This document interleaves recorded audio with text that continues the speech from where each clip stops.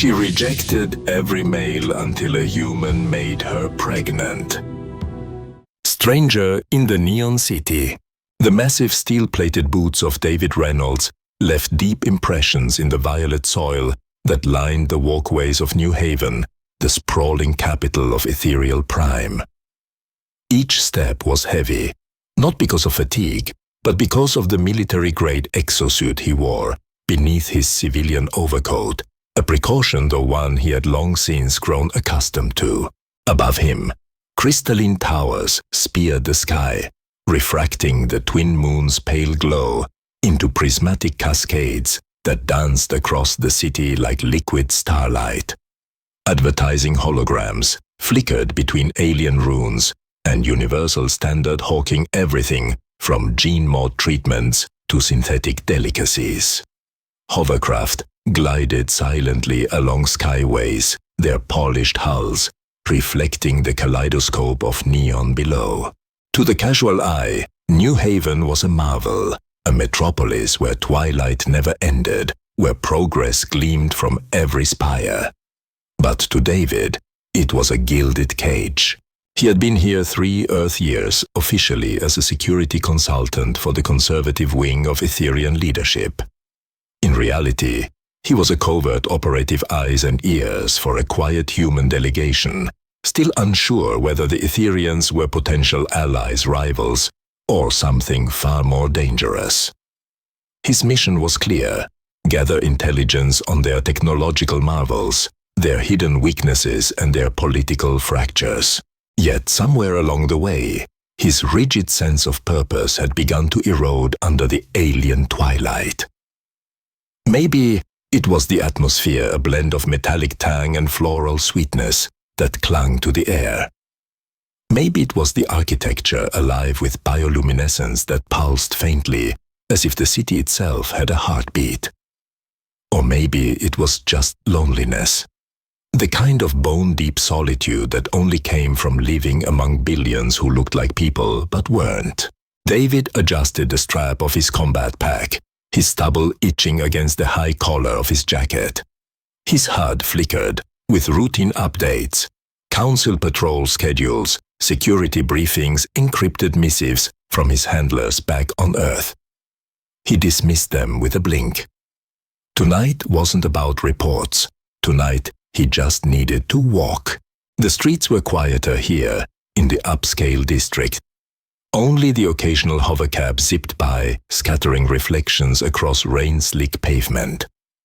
A trio of Etherian youths staggered from a Crystalline club, laughter, sharp and melodic, their pale green skin luminous under the neon. They gave David a wide berth, eyes flicking to the military cut of his frame, the faint hum of servos in his boots. Humans weren't common here, and when one did appear, it was best not to provoke him. Another night in paradise, David muttered, his voice low and sardonic. The words fogged in the cool twilight air. He thought about the earth skies he hadn't seen in years, the stark blue of home, the burn of sunlight, instead of perpetual moonlight. He wondered if he'd ever see them again. He was turning down a side street, intent on cutting through to the transport hub, when his instincts froze him mid-step. She emerged from the shadows of a crystalline archway, like a vision conjured by the city itself. Tall, graceful, cloaked in a flowing garment that shifted like liquid obsidian. Her skin was a pale jade green, shimmering faintly as though dusted with starlight. White hair spilled past her shoulders, each strand catching the neon glow and scattering it in silken fragments. Her eyes, iridescent, layered like gemstones, fixed on him across the empty street. For the first time in months, David's disciplined mind blanked. The woman, nor the Etherian, moved with a precision that was neither rehearsed nor accidental. Every step was liquid confidence, the kind born not of arrogance, but of absolute certainty in her place within the universe. And yet, when she smiled, it was as if the city's endless twilight had bent just to illuminate her. Well, well, She purred, her voice a melody that seemed to vibrate in his chest rather than his ears. A human warrior, alone in our part of the city. The accent was subtle, her words precise, but there was a lilt at the end that made the title warrior sound almost mocking, almost intimate. David's jaw tightened. He cleared his throat, suddenly aware of how imposing his suit must appear beneath the coat. David Reynolds, he said evenly. And I'm not exactly a warrior. Consultant's the word. The Etherian's lips curved upward. A consultant who wears military-grade combat armor. Old habits die hard, he answered. Her laugh was soft, crystalline, the kind of sound that carried in the air long after the lips that made it had gone still. She stepped closer, cloak billowing behind her like liquid night. Intriguing. Before David could frame a reply, a group of Etherian men spilled out of a nearby tavern, their voices slurred with intoxication. One shouted a comment in their native tongue, the translator in David's ear, supplying the meaning with clinical bluntness, breed stock. David's jaw clenched. His hand twitched toward the pistol hidden under his coat. Ignore them, the woman said smoothly, placing a delicate hand on his armored forearm. Her touch was cool, steady, a deliberate reminder that she was in control of the moment. Their opinions are beneath us. Her eyes held his, and suddenly the neon, the moons, the city itself, all of it narrowed to that iridescent gaze. Would you care to join me for a drink? She asked, her smile both invitation and challenge. I know a place where we won't be disturbed. Every warning drilled into David's head screamed at him to decline. Fraternization with locals wasn't forbidden, but it was frowned upon. Dangerous, compromising, and yet the way she said it, like a queen granting favor, like a predator, offering not a threat but a dare, made every instinct of caution falter. Lead the way, he heard himself say. The woman's smile widened, a glint of satisfaction or anticipation passing across her perfect features. With a graceful sweep of her cloak, she turned and began walking into the heart of the old district, shadows swallowing her form like a curtain. David followed. Somewhere in the back of his mind, a voice whispered that this was the moment everything would change, that history itself might pivot on a soldier's lonely decision to follow a stranger into the night. But in the silence of that twilight street, David wasn't thinking about missions or councils or governments. He was thinking only of her, and the way her hand had lingered ever so slightly on his arm. Forbidden allure. The entrance was nothing, just a thumb-sized crystal set into a slab of black stone, glowing a soft aquamarine. Biara brushed it with the back of her hand, and the stone sighed, unsealing along hairline seams. A hush of cool air rolled out, scented faintly of metal and rain. Inside the world, narrowed to velvet shadow and soft geometry. The ceiling arched in ripples like frozen water. Walls were veined with threads of living crystal, pulsing at a heartbeat's tempo. Tables were alcoves, alcoves were cocoons, and between them drifted servers in matte black attire, their steps soundless, their faces open and unreadable. Biara led, and David followed the servos in his boots, whispering. A host inclined his head and guided them to a booth separated from the room by a translucent field that looked like smoke trapped in glass. When the field sealed behind them, the noise of the lounge softened to a distant tide. Biara settled with the easy grace of someone built for command. She shrugged off her cloak. It melted into the bench beside her, like oil into silk. Pale green skin caught the low light and threw it back as a slow shimmer. I did say somewhere we would not be disturbed. It's quiet, David said, sliding in across from her. His HUD pinged an electromagnetic profile he couldn't map to anything Terran. He blinked it away. Privacy is a premium on Ethereal Prime, she said smiling. Our cities are crowded with listeners. Spies, you mean? Listeners, she repeated amused. Sometimes the difference is perspective. A server appeared, set down 2 narrow glasses and vanished. Each glass held a color that wasn't a color, something between teal and silver that seemed to change if he didn't look directly at it. What is it? David asked. Selkari, crystal bloom distillate. She lifted hers, inhaled without drinking. It is legal but not wise in excess. I'm very big on wisdom, he said dryly and took the smallest sip. It tasted like rain in summer, like the electric tang before a storm. It ran cold down his throat and settled warm in his chest, leaving behind the echo of a bell. Biara watched him, with that iridescent gaze, the layered pupils flexing like living jewels. Human warrior. Consultant, he reminded, a habit more than a correction. Consultant, she conceded. What are you doing on a world that does not love outsiders? Security audit, he said. Your leadership worries about sabotage. They worry about losing control, she said. They call it purity. It is a comfortable word that hides fear under silk. If you're trying to talk me into treason, you should know I've heard better opening lines. Oh, I'm not trying to talk you into treason. A dimple flickered at the corner of her mouth. I'm trying to find out if you are worth my time. Assessment noted, he said. How am I doing? Poorly. She let the word hang just long enough for his heartbeat to hitch, then tipped her glass toward him. You pretend not to look at me. It is either very disciplined or very shy. Third option, he said. Professional. Fourth, she countered. Afraid. He laughed, not loud, not for this place, but genuine. I've been shot at by pirates, stalked by a vacuum-grown drone, and trapped in a lift with an angry Shan diplomat. Afraid isn't the word. Then why do you keep one hand on the seam of your coat? Her tone was mild.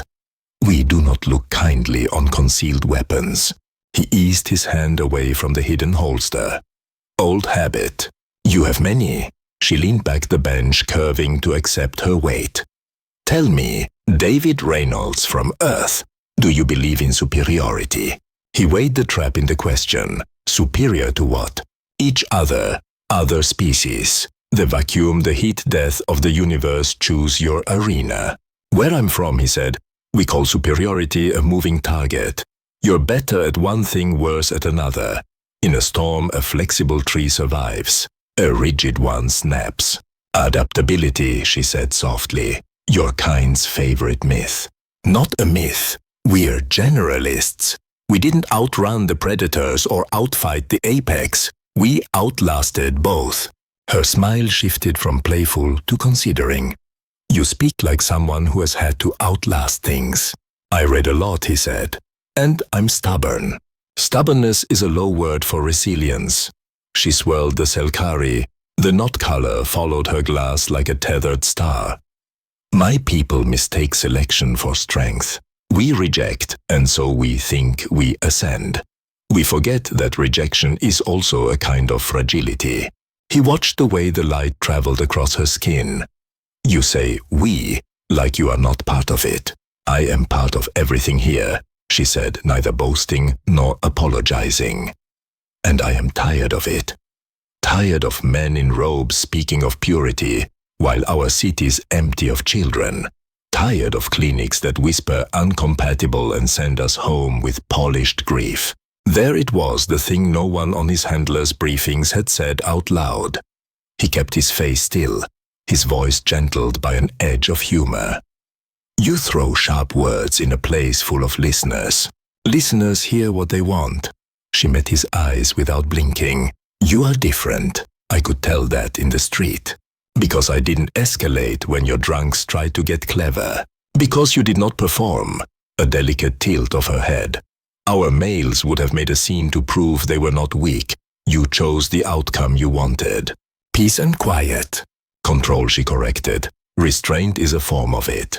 He considered the private booth's veil, a membrane of sound and light that fooled the senses without any obvious emitters.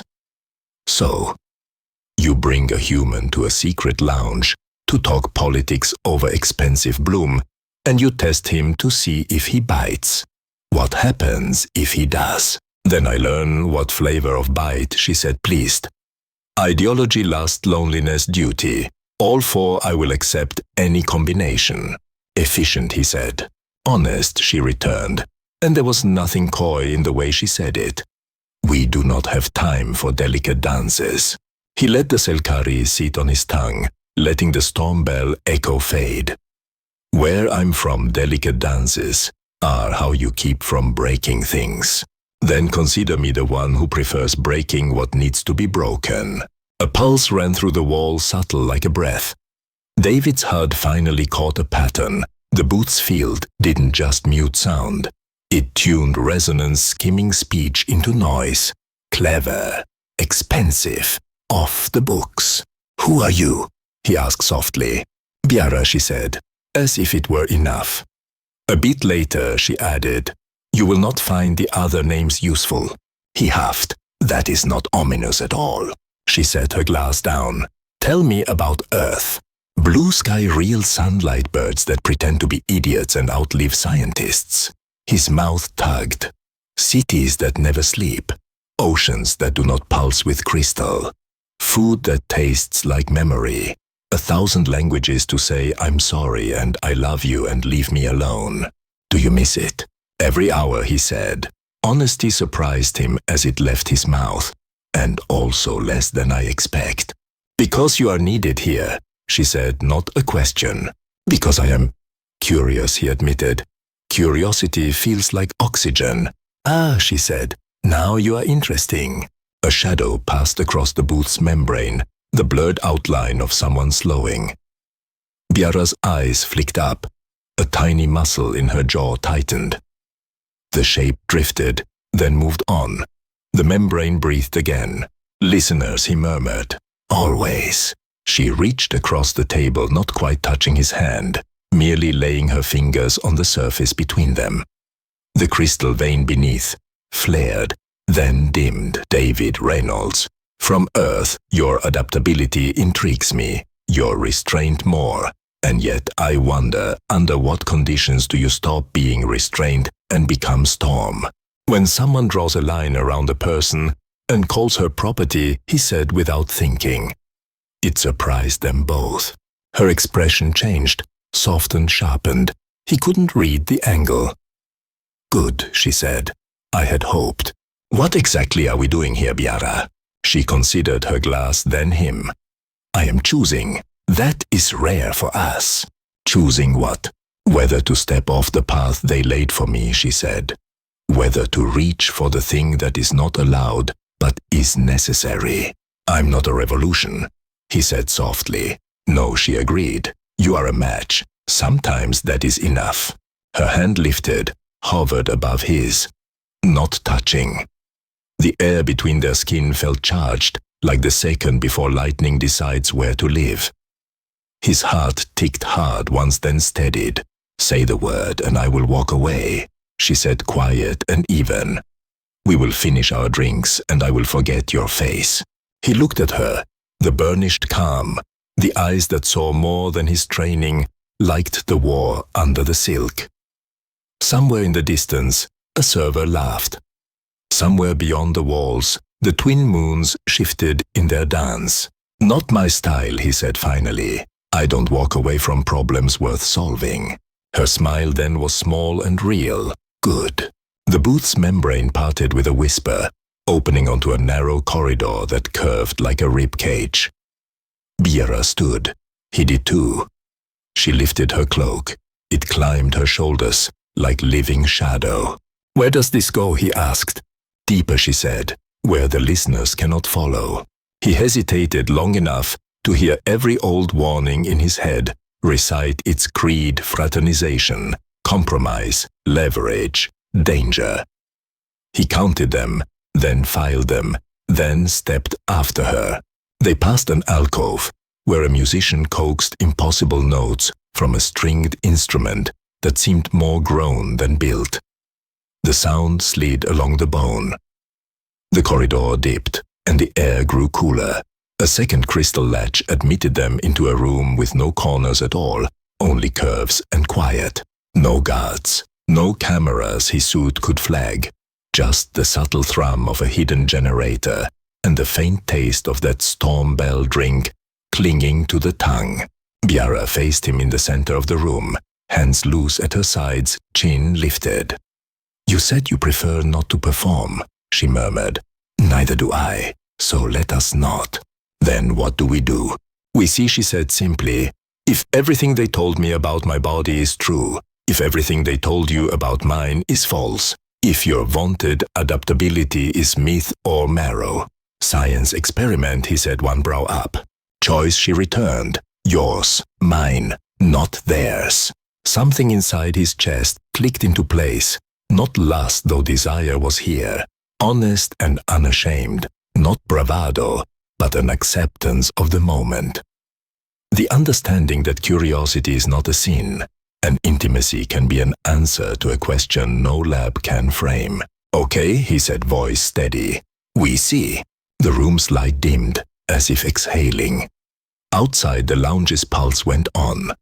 Above, twin moons rolled across a sky that never knew day. And far below the city's crystal bones, a human and an Etherian reached across the line the universe had drawn and touched it away. The impossible night. The crystal-walled chamber swallowed sound like a cathedral built for secrets.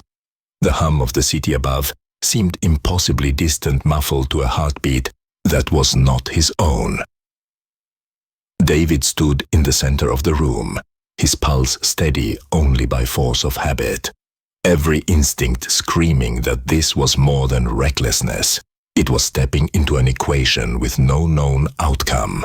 Biara moved, like water poured into the shape of a woman. She closed the distance with a calm certainty, her cloak pooling into shadow at her feet, her pale green skin catching the dim crystalline glow. She stopped just close enough that he could feel the cool breath of her presence, her eyes luminous, alive, unreadable. "You still have time to leave," she said softly. "No shame in it. Walk out, and I will never speak of you again." David's jaw tightened. He thought about the endless reports, the mission parameters, the invisible leash of duty wrapped around his neck. Then he thought about the months of sterile caution, about the hollow quiet of nights spent staring at a foreign sky. He thought about how she had looked at him, not as an operative, not as an intruder, but as a man. "I don't walk away," he said, his voice low, certain. "Not when it matters." Something flickered in her eyes. Satisfaction, relief, hunger. She reached up her fingers, tracing the seam of his coat where the armor lay beneath. The crystal veins along the walls brightened as if responding to the contact, pulsing to a rhythm. Neither of them spoke aloud. "Your species," Biara whispered, "fascinates me. So young, so reckless, yet so unwilling to bow. Our men, they carry perfection in their blood, or so they believe. But when my body tests them, it finds them wanting. Too rigid, too fragile, too predictable." Her hand slid upward, resting against the collar of his jacket. "You feel different." David caught her wrist, not to stop her, but to anchor himself against the whirl of her presence. Different doesn't always mean better. Her smile curved slow and knowing. No, sometimes it means possible. The first kiss was not delicate. It was a collision of certainties, an unspoken pact written in the heat of contact. David's world narrowed to the taste of cell curry on her lips, to the cold sweet burn of her skin beneath his hand, to the realization that he was falling into something that training manuals and classified briefings had no words for. When her fingers brushed the hidden release at his armor's collar, the exosuit responded with a hiss, panels shifting.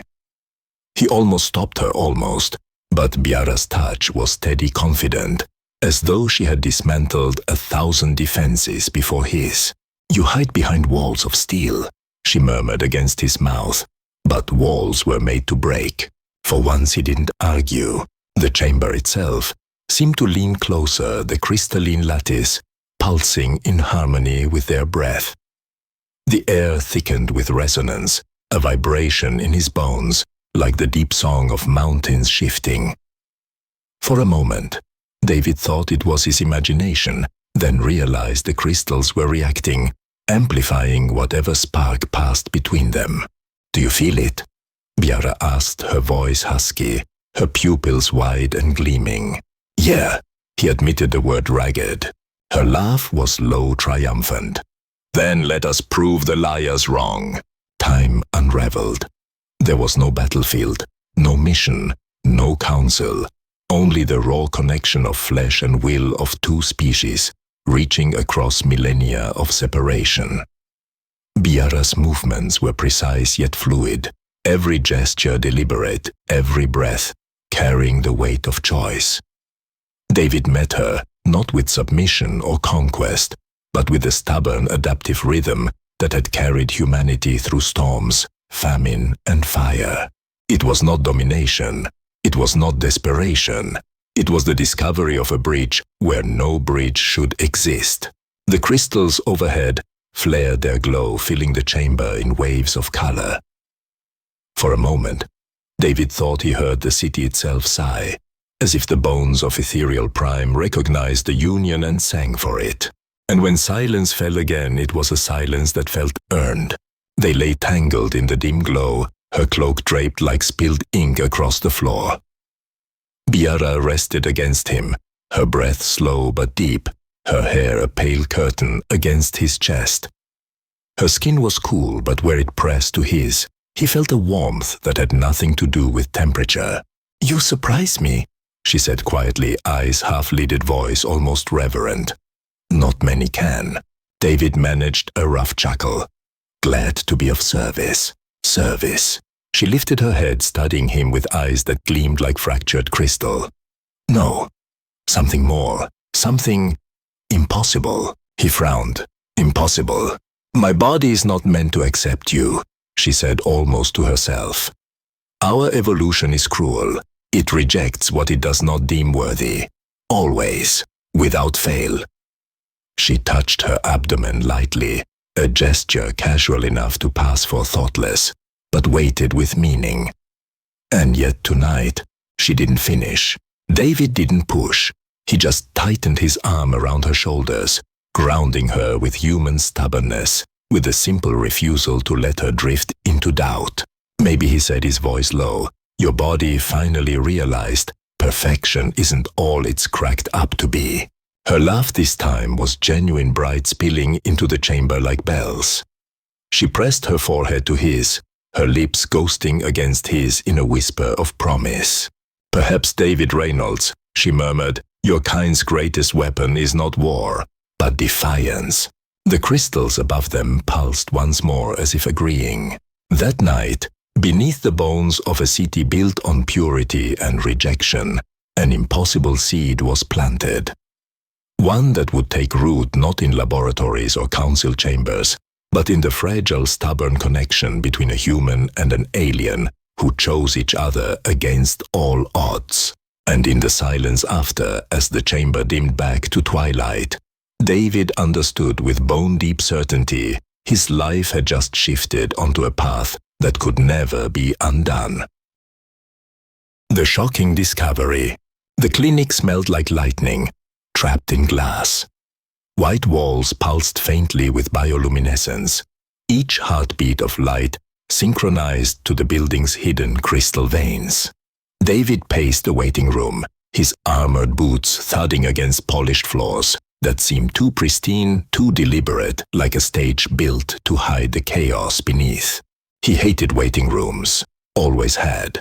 Too many years of watching comrades carried in, bleeding too many times, feeling the helplessness of standing idle while someone else's life teetered on the edge. Now it was Biara behind those sliding crystal doors, and the weight pressing down on his chest was heavier than any combat exosuit. Biara sat not far from him, draped in a form-fitting black gown that clung to her slender frame. Normally, she moved like liquid shadow, graceful, composed, untouchable. But tonight, her hands fidgeted in her lap, fingers tracing patterns against her abdomen with unconscious repetition. Her white hair spilled down around her face, hiding the cracks in her usual mask of poise. "This is highly irregular," she murmured more to herself than to him. "Our bodies are designed to reject incompatible genetic material instantly. There should be nothing, no symptoms, no—" She broke off, her voice trembling despite her best efforts. David stopped pacing and crouched beside her chair. He took her hand, the coolness of her skin, startling against his calloused warmth. "Whatever's happening, we face it together," he said firmly. Her luminous eyes met his. For once, there was no playful mockery in them, no predator's amusement. Only uncertainty. Only hope, thin and dangerous as glass. The door hissed open. Dr. Ivina swept into the room like a storm-given human form. She was tall, statuesque, with pale green skin that shimmered faintly in the clinic's glow. Her long white hair was pinned into an elaborate updo that emphasized sharp cheekbones and eyes too bright, too knowing. She wore black medical attire, cut with the elegance of evening wear, a flowing lab coat trailing like ceremonial robes. Even her presence was engineered to dominate the space. "Well," she said, voice melodic and vibrating with restrained excitement, "I see our patient has arrived." Biara stood quickly, her composure snapping back into place like a shield. "Dr. Ivina," she said, bowing her head slightly. "Thank you for receiving us on such short notice." My dear Ivina purred, her gaze flicking briefly sharply to David. "For a case as intriguing as yours, I would have cancelled an audience with the council itself." David bristled under her stare. He wasn't used to being looked at like a specimen under glass. His instincts screamed that this woman saw too much, filed too much away in the secret vaults of her mind. "Let's get this over with," he muttered. Ivina smiled faintly, the expression both professional and predatory. "Yes, let us." The examination chamber was alive with floating holographic displays. Double helixes spun lazily in mid-air strands of luminous data, coiling and uncoiling with alien precision. Crystal panels hummed, and a faint harmonic resonance filled the room like background music to a revelation. Biara lay on a contoured chair, her gown adjusted for the scanners. David stood close, every muscle tight, with the instinct to protect. Ivina's long fingers danced across a console. Her eyes darted between shifting streams of genetic data, her lips curving upward in growing disbelief. "Fascinating," she breathed. "Utterly fascinating." Biara gripped David's hand. "Doctor, stop speaking in riddles. Tell me what you see." Ivina turned, her iridescent eyes alight with triumph. "You are pregnant." The words detonated in the chamber. Biara froze, her breath catching disbelief cracking her facade. "That's impossible." David's pulse hammered. The air felt too thin. "Are you certain?" "I do not deal in uncertainty," Ivina said sharply. She brought up a fresh display, pulsing fields of color, representing genetic markers. "Look, the human's DNA." She nodded toward David, her eyes glinting. "Has not only been accepted by Biara's body, it has integrated. More than that, it is actively optimizing her genetic structures. Rejection has not occurred. It has been rewritten." David struggled to process. "Wait, optimizing? What does that even mean?" "It means," Ivina said, stepping closer, her voice dropping with intensity, "that your DNA human possesses a level of adaptability my species has never achieved. Our evolution rejected weakness. Yours survived it. Adaptation has forged strength where selection alone could not." Biara's fingers tightened painfully on David's. Her gaze darted between them, her usual control collapsing under waves of astonishment. "But how? How could this happen?" Ivina ignored her, her attention fixed entirely on David now. She circled him like a predator sizing prey. Your structure is remarkable. Each cell screams resilience, not perfection, and yet together, it is more perfect than perfection. Tell me, David Reynolds, do you realize what you've done, what you are? I'm just a man, David said flatly, though his voice lacked conviction. I didn't do anything except he glanced at Biara, struggling to find a word that didn't sound obscene. Under the weight of the moment, be human. Ivina's lips curved. Exactly. And in being human, you have accomplished what no Etherian male has in centuries. You've created life where there should only be void.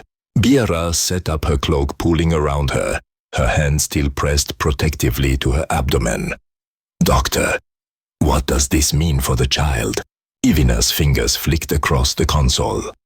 A new projection emerged, a rapidly developing embryo, its double helix shimmering in colors.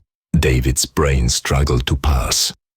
The strands were human and alien, both woven, fused, constantly shifting. The child is not only stable, Ivina whispered, awe threading through her voice. It is thriving. Development is accelerated but perfectly synchronized. No rejection markers, no instability. It is as though the hybrid DNA itself is orchestrating its growth. Biara's hand shook. Her eyes glistened in ways David had never seen. A miracle, she whispered. David wrapped an arm around her, steadying her, though his own knees felt like glass.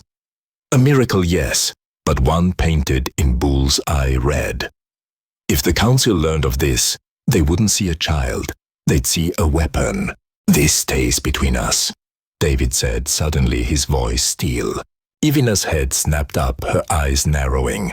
You would conceal this from the council, from science itself. I don't trust your government, David said. Not with something like this. Not with him. Biara touched her abdomen again, this time with deliberate clarity. He's right. If the Purity Council finds out, they will see our child as an abomination, or a resource to be controlled. Ivina was silent for a long moment, her gaze flicking between them. Finally, she inclined her head, though her lips curved into something that wasn't quite agreement. Very well. Doctor-patient confidentiality is sacred in our culture. I will keep your secret, for now. She pressed a small crystal into Biara's hand. Your prenatal care instructions. Follow them carefully. And contact me at the first sign of unusual symptoms. Her gaze lingered on David, her smile edged with hunger. Though I suspect unusual will soon become your new definition of normal. David met her stare without flinching. Whatever happens, we protect the child. No experiments. No council interference. Ivina tilted her head, amused, intrigued. We shall see. Later, back in Biara's apartment, the silence was thick as the city's crystal glow painted fractured patterns across the ceiling. Biara curled against David's side, her head on his chest, her hand protectively over her abdomen. Are you afraid? She asked softly. David exhaled, staring at the alien stars beyond the window, terrified. He paused, then smiled faintly, but also amazed. Her lips curved as she traced slow patterns across his chest.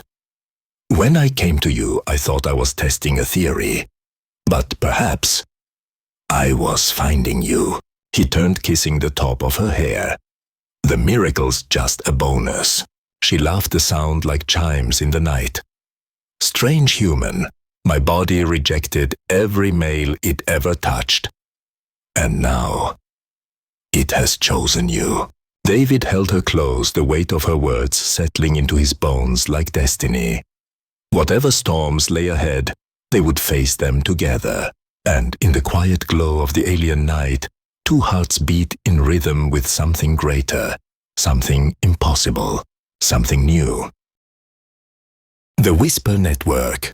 The city had ears. David knew it the way a soldier knows when he's being tracked, the subtle shift of air, the unnatural pause in conversation, the way a shadow lingers 1 second too long. No matter how tightly Dr. Ivina claimed to guard their secret, something had already slipped beyond her walls. At first, it was just whispers. Muted questions in upscale salons, fragments of hushed gossip in crystalline corridors. A rumor that one of the highborn females had conceived against all biological possibility. A suggestion that perhaps the crisis of selective infertility might be over not by Etherian hands, but by an outsider's. By a human. David caught it in the way Etherian women looked at him on the streets now. Not with disdain, not with suspicion, but with curiosity that bordered on hunger. Their iridescent eyes lingered measuring, weighing. To them, he wasn't just a foreigner anymore. He was possibility. Inside Biara's private residence, the tension was harder to ignore. She was changing, glowing even. Her cloak no longer concealed the subtle swell of her abdomen. The faint traces of her empathic gifts had sharpened into something undeniable. David would catch her mid-sentence, pausing, eyes distant, as though she could feel the currents of thought brushing against her like ripples on water. One night as they stood by the window, the crystalline towers spilling moonlight across the city, she pressed closer to him. "They can sense it," she whispered. "Not the pregnancy, the difference. My body carries a resonance now. It sings with yours. Other females, they hear it even if they do not understand it." David tightened his arm around her waist. "And that puts a target on our backs. Or a crown," she said bitterly, "depending on who reaches us first."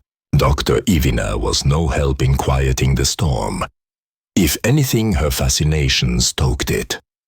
She visited frequently under the guise of medical necessity, each time bringing new scans, new theories, new questions that brushed too close to obsession. During one late-night session, she adjusted the holodisplay to reveal embryonic data glowing in impossible patterns. Her voice carried that dangerous edge of awe and desire. "Every test confirms it. The fusion isn't just stable, it's superior. The rejection protocols in Biara's genome aren't merely dormant. They're evolving. Her body is learning from yours, David, absorbing it. You may have rewritten our biology in one act of." She allowed herself the faintest smirk curiosity. David scowled. "He's not a test subject. Neither of them are." Of course, Ivina purred, though her eyes never left him. "But you must understand the implications. Already word spreads through the upper medical circles. Other females will come. Some already have." As if on cue, the chime at the clinic's entrance had sounded earlier that day. David had checked the feed and seen them figures draped in veils cloaked against recognition. Highborn Etherian women slipping through shadows to beg for answers. Ivina had turned them away with cool professionalism, but her smirk afterward told David she knew this was only the beginning. It didn't take long for the whispers to sharpen into interest. One evening, as David and Biara returned from a concealed visit to the clinic, they were intercepted in a narrow side street. A tall Etherian woman stepped into their path, her cloak shimmering with the mark of nobility. "I mean no harm," she said quickly, lifting her hands. Her voice trembled, though her eyes burned with desperate fire. "I only need to know if it's true, if a human can." She faltered, glancing toward Biara's abdomen with reverent awe. "If he can succeed where all others have failed." Biara's expression hardened instantly. "This is not your concern." The woman bowed her head, shame and longing twisting her elegant features. "My body has rejected 6 matches. 6. They tell me I am perfect, too perfect for imperfection. But perfection is a prison. If your human has unlocked a key, then that's enough." David interrupted sharply, moving a step forward. His voice carried the clipped authority of a soldier on the verge of violence. "She's not a myth. She's my partner, and you don't get to treat her as proof of concept." The noblewoman flinched, then melted back into the shadows. but her words lingered in the night air like smoke. By the time they reached home, Biara's composure had cracked. She pressed her forehead against the cool crystal wall, her shoulders trembling beneath the cascade of her white hair. "They'll never leave us alone," she whispered. "Not the nobles, not the council, not even the common-born. Every female in this city is haunted by rejection. They will see you as salvation or theft." David crossed the room in 2 strides, pulling her against him. She trembled once, then clung to him fiercely, her breath shuddering against his chest. "They don't get to decide what we are," he said, his voice low and unyielding. "Not the council, not the gossip, not anyone. We decide, you and me." Her eyes lifted, gleaming with tears she hadn't allowed herself in years. "You sound so certain." "I've lived my whole life being told humans aren't good enough," he said with a grim smile. "Stubbornness is our superpower. So yeah, I'm certain." Still the pressure mounted. Each visit to the clinic meant dodging new eyes. Each night brought the flicker of surveillance drones hovering too long. The Purity Council had not acted yet, but David could feel the storm building in the marrow of his bones. In Private Biara's hands, lingered more often over her abdomen, her empathic whispers growing clearer. She swore she could already feel their child Alexander reaching out through the crystalline pulse of the city itself. Dr. Ivina, for once, didn't argue. "The resonance is real," she admitted, fingers sliding over data streams. "Your child is already exerting influence, and the network of whispers will only grow louder. The question is no longer if the council will learn the truth." David met her gaze across the glowing chamber. "The question is when, and when it happened, he knew New Haven itself might fracture." Council intrigues. The Council of Purity Chamber was a cathedral of judgment. Crystalline spires arched overhead, like the ribs of a great beast, refracting the twin moon's glow into 1,000 fractured beams. The air thrummed with the resonance of hidden circuits, their harmonics engineered to unsettle, so every speaker felt small before the weight of tradition. At the center stood Counselor Thex, draped in ceremonial robes, woven with crystalline threads that shimmered like ice. Tall, angular, his pale green skin carried the faint sheen of age and authority. His iridescent eyes swept across the assembled delegates, 12 males each, representing a sector of ethereal prime's rigid hierarchy. "Brothers," he began, his voice resonant, carefully measured. "We face whispers that cannot be ignored, whispers of conception, of hybrid life." The word hung heavy in the chamber, carried by the acoustics until it seemed to echo in every ear. One counselor scoffed, leaning forward in his seat. "Fairy tales. Desperate females invent fantasies to excuse their barrenness." Another's voice was sharper, and yet the medical circles hum with reports. A patient female highborn, previously classified as irreproducible, now showing gestation. Impossible unless... His gaze flicked meaningfully toward Thex.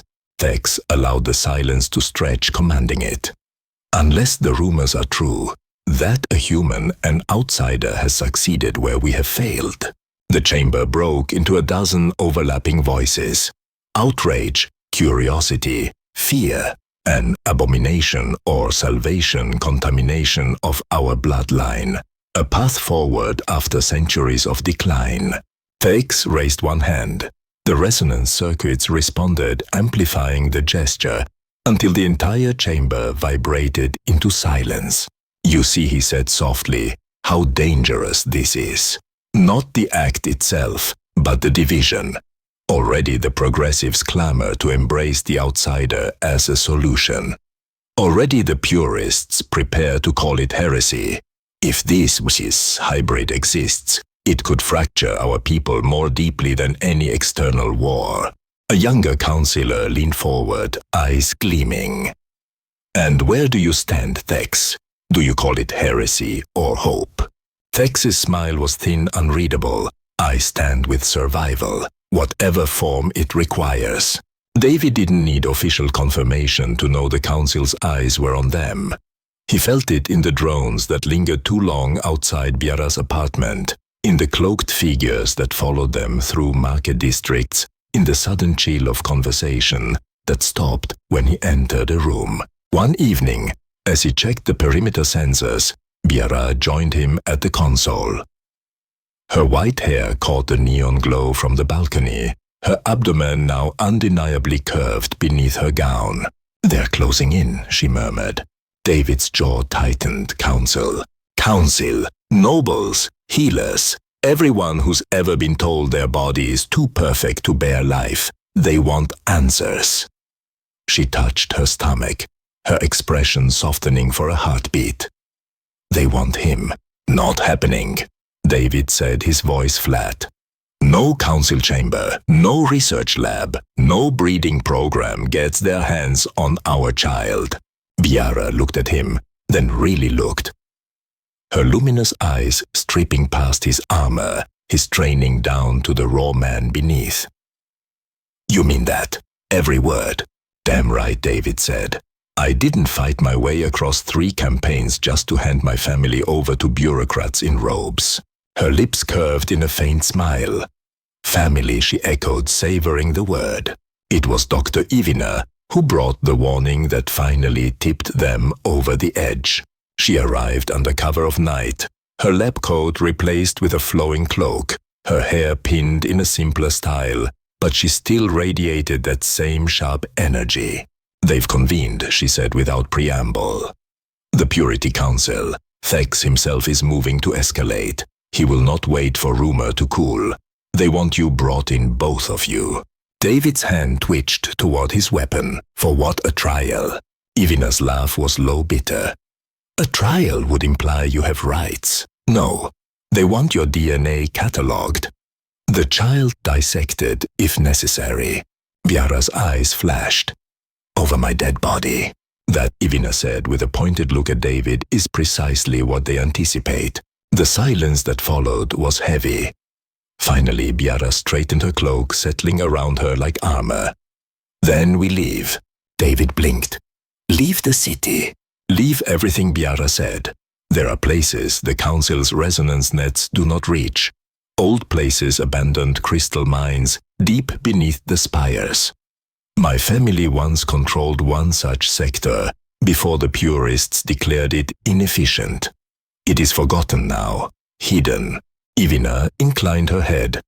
It could work. The crystalline formations there will shield you. Their natural resonance will mask the child's signature. I can set up a facility, discreet, functional, safe. David studied both women, suspicion sharpening his voice. And what's in it for you, Doctor? You've been circling this since day one. What's your stake? Ivina's smile was thin, brittle. Science. Progress, the truth. Call it what you will. But understand this, if the Council reaches you first, you lose everything. If I reach you first, at least you keep what matters most. Biara's hand found David's, her grip cool but unyielding. She's right. We have no choice. David exhaled slowly, eyes narrowing. Fine, we move. Tonight. The old crystal mine was nothing like the gleaming city above. It yawned open beneath the spires like a wound in the planet's surface. Massive columns of violet crystal jutted upward, some shattered, some still humming faintly with resonance. Abandoned scaffolds rusted in place, ancient mining drones lying half-buried like bones. Here the city's surveillance nets were blind. Here the resonance of the crystals created a natural interference field that scrambled even the most sophisticated sensors. By the time David set down their meager belongings, sweat streaking his brow, he felt something he hadn't in months, space to breathe. Biara moved gracefully through the cavern, her cloak trailing across the crystalline floor. It will serve, she said, her voice echoing softly. Ivina was already unpacking equipment with brisk efficiency, her fingers dancing across portable holodisplays. Within days, I can build a lab here, superior to anything the Council controls. They will never trace you. David looked around at the jagged glowing walls, at the faint hum of alien resonance pressing against his skin. His instincts prickled. This place was wild, untamed, unpredictable, and somehow he thought grimly it was perfect. That night, as he stood at the mine's edge, the city lights a faint shimmer on the horizon.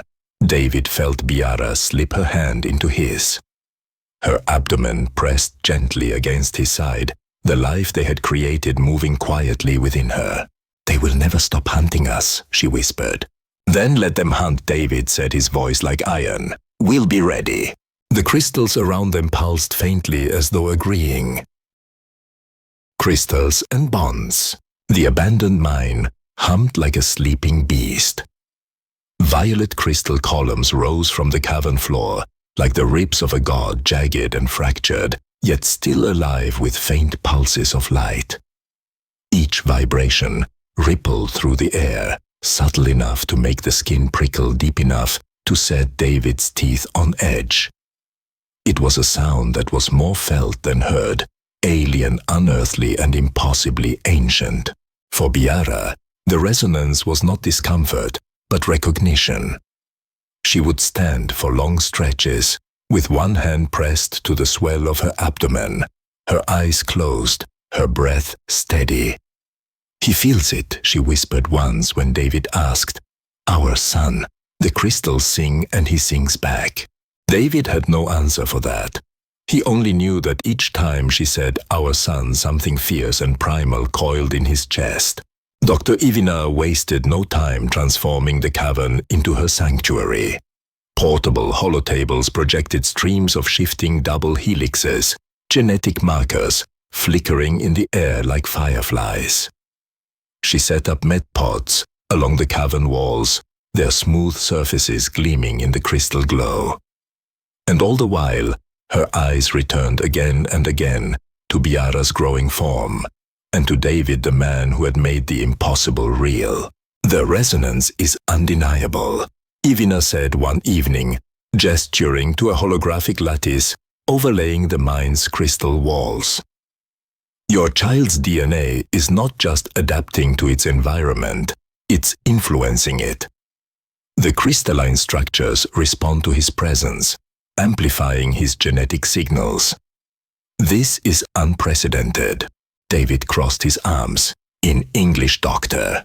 Ivina's lips curved. "Your son is rewriting the rules of biology. He's not merely surviving in utero, he's reaching outward, shaping the world around him." Biara's hand rested protectively on her abdomen. "He is not an experiment." No, Ivina agreed smoothly, though her gaze lingered on David in a way that made his skin crawl. "But he is extraordinary, and extraordinary deserves to be understood." David stepped closer, his presence a deliberate barrier. "He deserves to be safe. That's all that matters." Ivina's smile was razor thin, and yet safety and understanding are not always separate paths, are they? Weeks passed, and the bond between David and Biara grew deeper, sharpened by the crucible of secrecy and danger. They were opposites in almost every way, she a woman born of a society that worshipped perfection and purity. He a soldier forged in the chaos of human imperfection. Yet when they stood together hand in hand amid the crystal glow, it felt less like contrast and more like completion. At night, Biara would rest against him in their small quarters, carved from the cavern wall, her head on his chest, her fingers tracing lazy circles over his scars. "You are not like them," she murmured once. "Not like my people, not like your own. You carry defiance in your blood. It is why my body accepted you." David kissed her hair, breathing in the strange electric scent of her. "No. Your body accepted me because it saw through all the posturing and found a stubborn fool who doesn't quit." Her laugh was soft like crystal chimes in the distance. "Then may our son inherit your stubbornness. He will need it." But the deeper their bond grew, the more strained things became with Ivina. She was always there, hovering at the edge of intimacy, watching them with eyes too bright, questions too sharp. Her fascination with David was no longer subtle. One evening, as she reviewed a set of resonance scans, she stepped too close, her hand brushing the armored plating on his shoulder. "Do you realize what you are, David? A living key. Your genes. They are everything we've been seeking, everything our males failed to become. You are strength without rigidity, power without stagnation, adaptability perfected." David stiffened, stepping back. "I'm not a specimen. I'm a man, and I'm taken." Even a smile faltered for the briefest moment, then returned with polished ease. "Of course, but science does not care for your declarations of loyalty, nor do desperate women who would kill for what you carry." Biara's voice cut through the tension like a blade. "Step away, Ivina." She stood in the doorway, her cloak falling around her like liquid night, her abdomen now visibly swollen.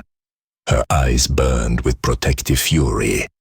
"He belongs to me, not as property but as choice, something your council would never understand."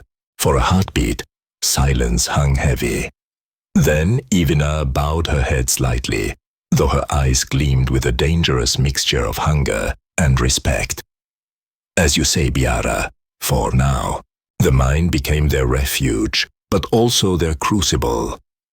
The crystals pulsed more strongly with each passing day, as though the unborn child's resonance was awakening something buried deep within the planet itself. Faint energy patterns flickered across David's armor when he touched the walls. Lights flared when Biara sang softly to her unborn son. Even Ivina admitted the phenomenon was beyond anything in her research. "This child," she whispered one night, staring at the glowing lattice, "isn't just an evolution. He's a catalyst. He may change not only our species, but yours as well. A bridge where none existed." David met Biara's gaze, their fingers interlacing. "Then we protect him, whatever it takes." The crystals pulsed in answer, their resonance harmonizing with Biara's heartbeat, with David's stubborn defiance, with the promise of a future neither species had dared to imagine. And in the quiet glow of that cavern, one truth became undeniable. The council was right to fear them. Breach of purity.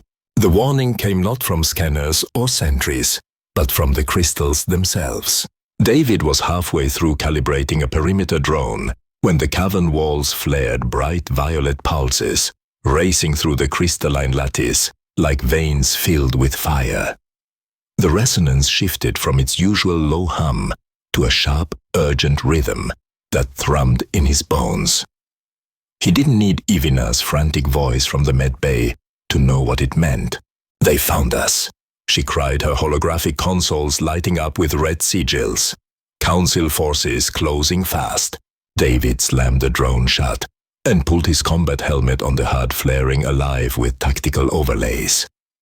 His armor's servos whined as he loaded a fresh power cell into his plasma rifle. "How many?" Too many. Ivina snapped her fingers, flicking across the console. "At least a dozen strike teams. They're coming through the outer tunnels." Biara's voice cut through the chaos. "David!" He turned.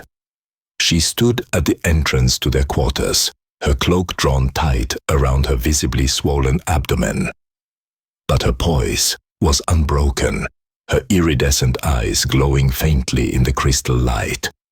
For a moment she looked less like a fugitive and more like royalty. "They're here for him," she said, her hand pressed protectively to her belly. David crossed to her in 3 long strides. "Then they'll have to go through me first." The first explosion rocked the cavern dust, raining from above, as the resonance of crystal and plasma clashed. David's HUD lit with red markers, council troops in full combat, harness weapons spitting searing bolts of energy down the mine's entry shaft.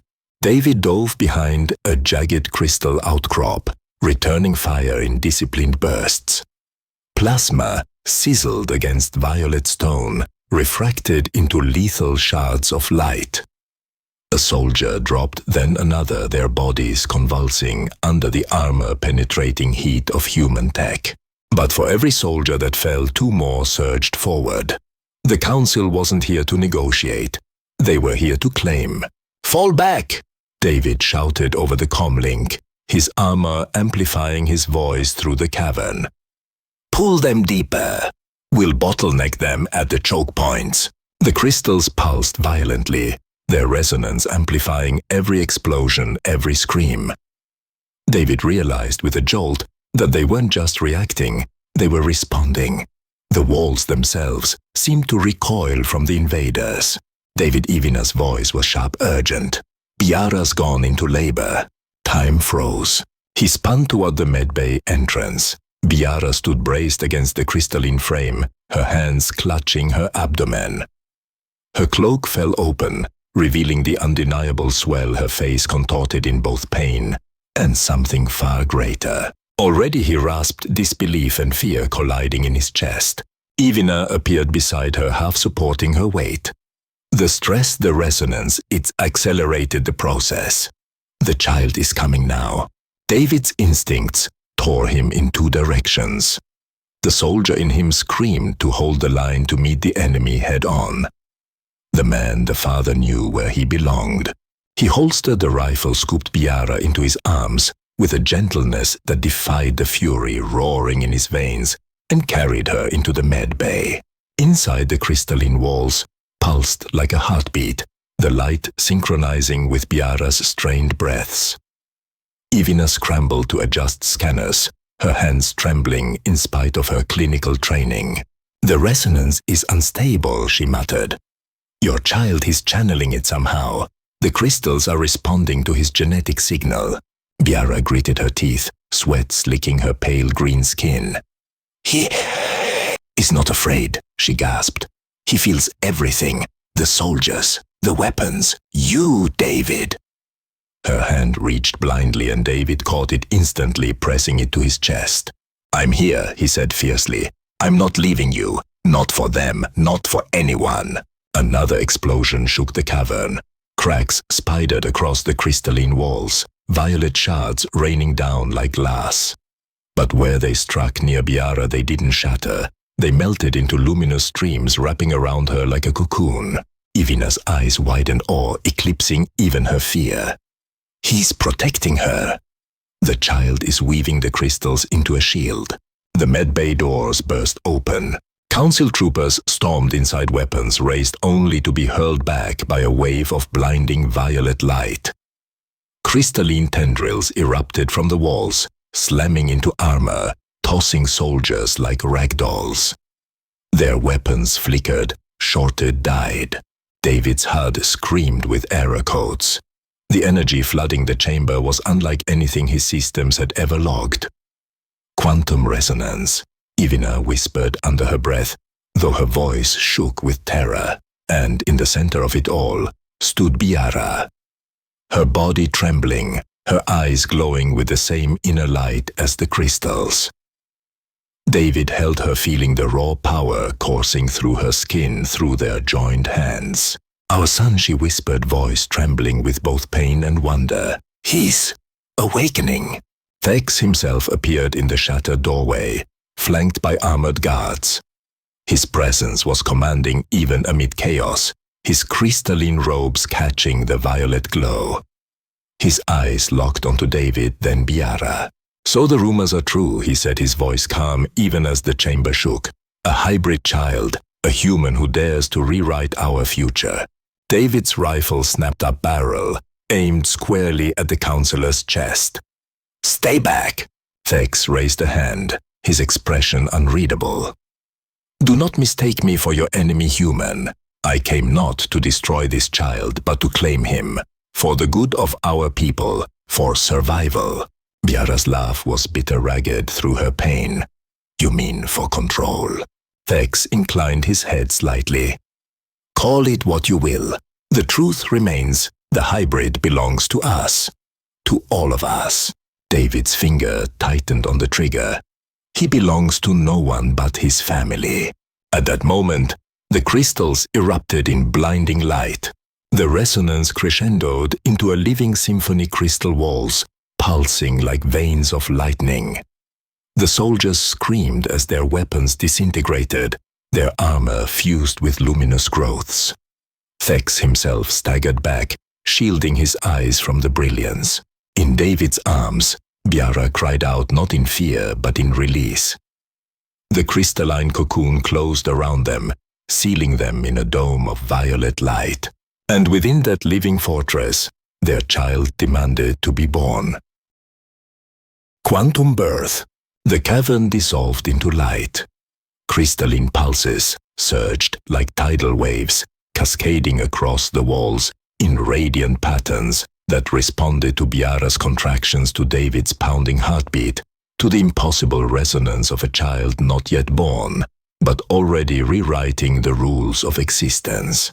David held Biara against him on the medbay's crystalline slab. His armored gloves discarded his bare hands, steady on her shoulders, and her fingers crushing his with desperate strength. Sweat streaked her pale green skin, her white hair clinging damply to her face, yet her eyes burned like twin stars. "He's coming," she gasped, her voice strained yet filled with awe.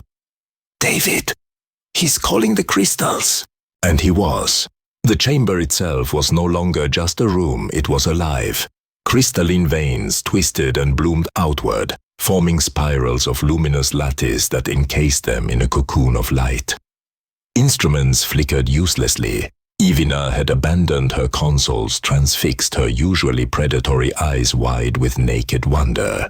"This is impossible," she whispered, her voice trembling. "The hybrid DNA is orchestrating the resonance. He's creating a birthing chamber of pure crystal." David's jaw clenched. "Then stop gawking and help her."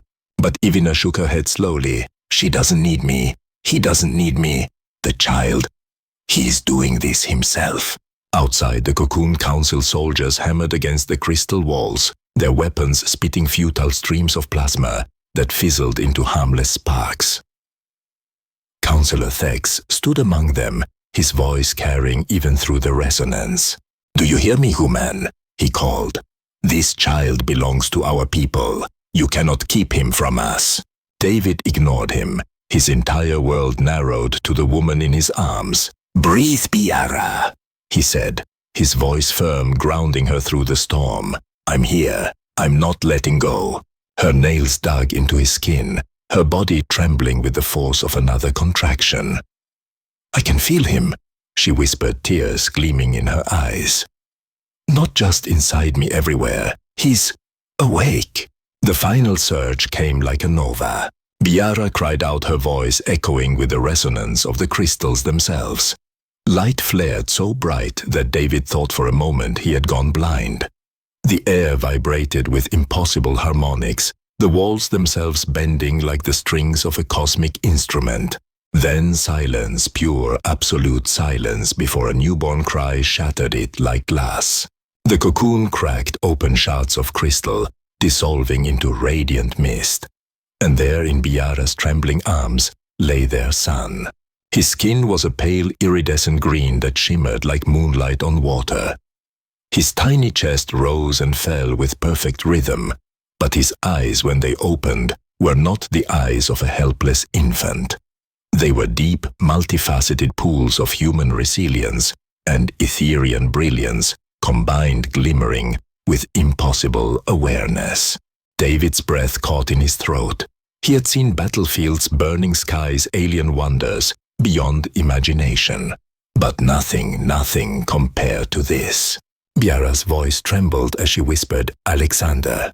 The name rolled across the chamber like a vow. The crystals around them pulsed gently, responding to the infant's presence with harmonic waves of light. Each gurgle, each tiny movement sent ripples through the lattice, reshaping it into new, intricate patterns. Evina stepped closer, her voice hushed with reverence. "Remarkable! His genetic structure is completely stable, yet constantly evolving. Do you see? He's not rejecting either heritage. He's integrating them perfectly. David tore his gaze from his son to glare at her. He's not your experiment, Doctor. Her eyes flicked to him, then back to the child, her hunger tempered now by something almost like respect. No. He's more than that. He's proof that your species is not a contaminant but a key. A key to unlocking everything we could never achieve through purity alone. Thex's voice rang out again from beyond the crystal barrier. But now it was not commanding, it was awed. This changes everything. He admitted, his iridescent eyes wide as he beheld the cocoon dissolving around them. An evolutionary leap achieved not through control, but through choice. David rose slowly, his son cradled against his armored chest, Biara leaning into him for strength. "You're damn right, it changes everything," he said coldly. "But hear me, Thex, he doesn't belong to you. He doesn't belong to your council, or your breeding programs, or your obsession with purity. He belongs to us." Thex's jaw tightened. For a long moment the chamber pulsed with silence. Then slowly the counselor bent to one knee. "Perhaps," he said quietly, "it is time we redefine what superiority means." The crystalline cocoon dissolved fully, leaving behind a chamber transformed. Spirals of living crystal arched above them, glowing softly in time with the newborn's breath. Council soldiers lowered their weapons, awe etched on every face. Biara smiled weakly, her tears glistening as she gazed at her son. "He's perfect." David pressed his forehead to hers, his chest swelling with pride and defiance. "No," he whispered. "He's more than perfect. He's the future." And as Alexander cooed softly, the crystals around them chimed in harmony, singing the birth of a new destiny.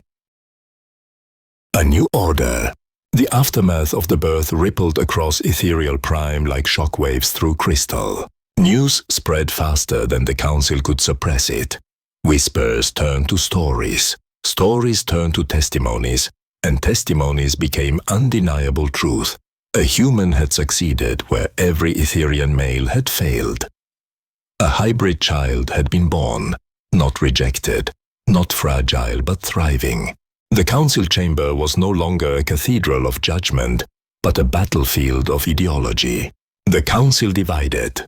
Councillor Thex stood at the center dais. His crystalline robes subdued his voice heavy with authority. "We stand on the brink of extinction or rebirth," he declared. "Purity has brought us stagnation. Rejection has brought us silence. Yet through integration, through adaptation, we may endure." The chamber erupted in argument. "This is blasphemy, one!" Purist shouted, his face twisted with outrage. "To dilute our blood with alien imperfection is the only path forward." A progressive countered, her voice sharp with conviction. "The human genome has achieved what centuries of selective breeding never could. Look at the child. Look at the evidence." Thex silenced them with a raised hand. "Call it blasphemy, call it salvation. The truth remains, the child exists, and he is strong." The hidden sanctuary, far below the council's marble halls, in the crystalline refuge of the old mine, David held his son against his armored chest. Alexander's iridescent skin shifted faintly with each breath, his tiny fingers curling around David's thumb with impossible strength. Biara reclined nearby, her pale green skin glowing with the aftershock of both exhaustion and triumph. Her eyes followed every movement of their child, her smile tired but radiant. "They will come for us again," she said softly. "Some in awe, others in fear. But they will never leave us alone." David bent to kiss her hair. "Then let them come. We don't bow to councils. We build our own future."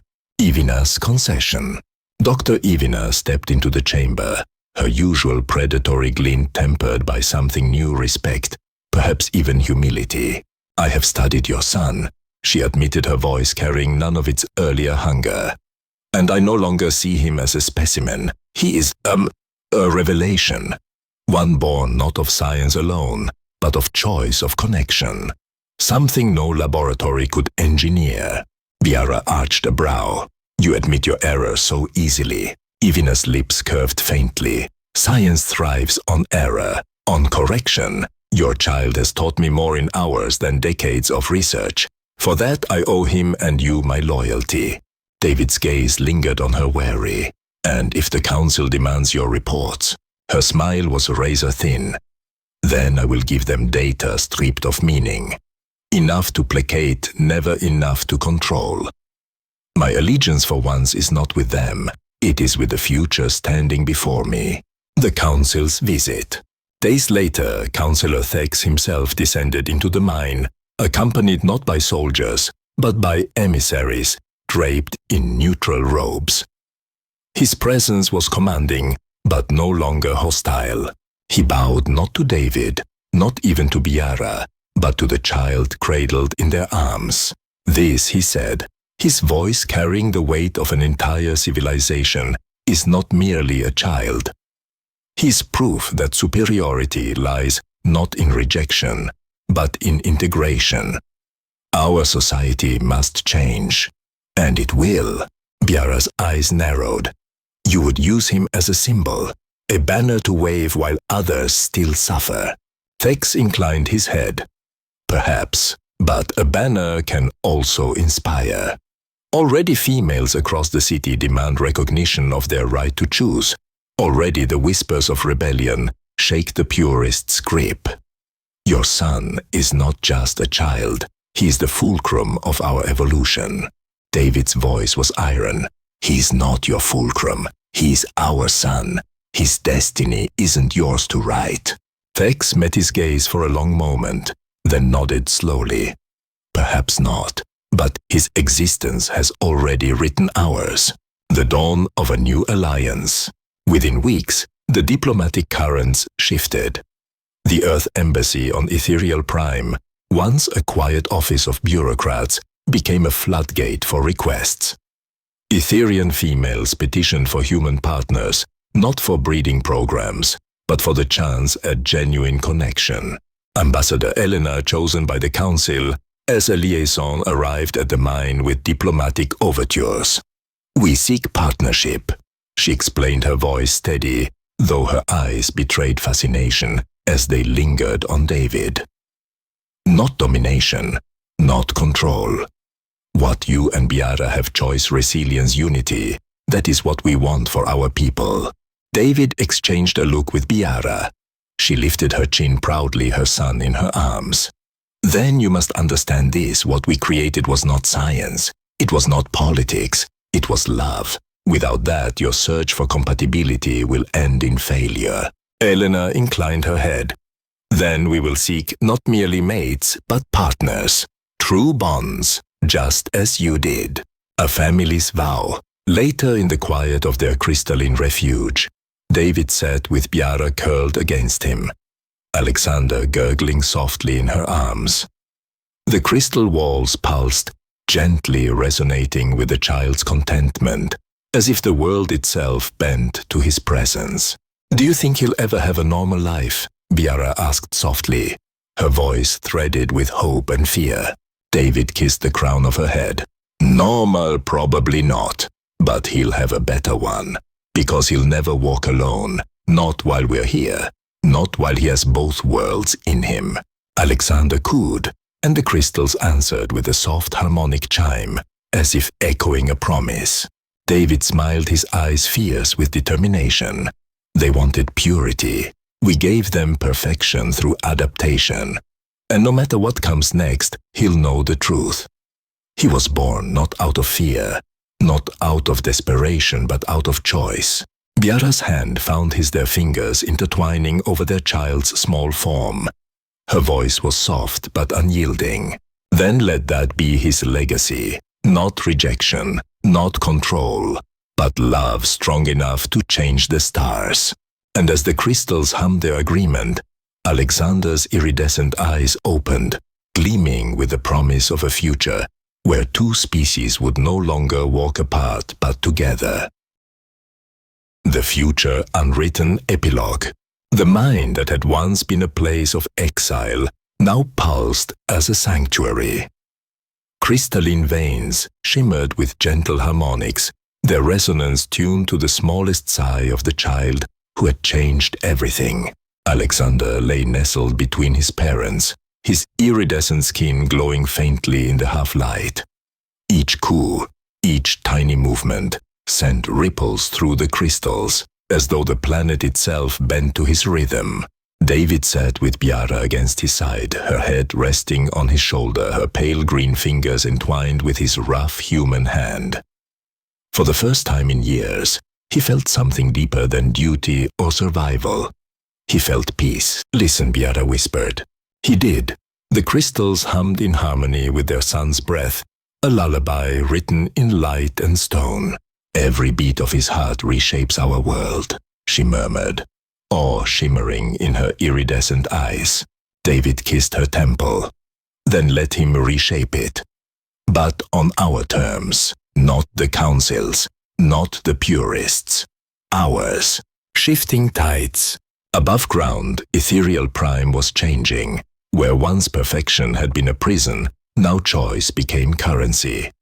Etherian women who had lived in silence now stood in open defiance, demanding the right to seek human partners. The council fractured purists, clinging to their fading dogma. Progressives rallying behind survival through integration. Ambassadors from Earth began arriving in cautious waves. What had begun as whispers of genetic salvation grew into a diplomatic bridge, one lined not with treaties and decrees, but with families with bonds forged in love and stubborn resilience. Alexander's existence had torn open a new age. And like all revolutions, it began with a story whispered in the dark, a woman who could not conceive a human too stubborn to quit, and a child who proved that purity was never strength, adaptation was. Ivina's oath.